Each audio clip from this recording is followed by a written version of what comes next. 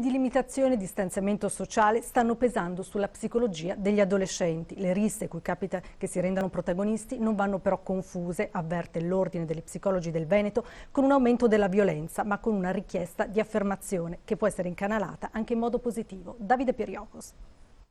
Convivere con la pandemia è difficile per tutti, ma in particolare per gli adolescenti. Già alle prese, con l'uscita dalla famiglia, il riconoscimento da parte dei coetanei, il rapporto nuovo col corpo e con l'altro sesso. Terminato il primo lockdown, si sono trovati spiazzati. Soprattutto per gli adolescenti più fragili è stato più facile essere protetti in questa bolla casalinga, ma poi tutte le angosce e le abilità che non erano tutte esercitate prima sono state messe alla prova nel momento in quale sono ritornati a scuola con modalità diverse e non hanno avuto per un certo periodo la possibilità di allenarsi e anche un po' l'illusione che fosse possibile non essere presenti con il corpo nel contesto sociale. Le risse e i vandalismi a cui talvolta partecipano non indicano un aumento della violenza, ma, spiega la psicologa, la risposta sbagliata alla esigenza di affermarsi. C'è sicuramente il bisogno che c'è sempre stato dell'adolescenza di esprimere delle energie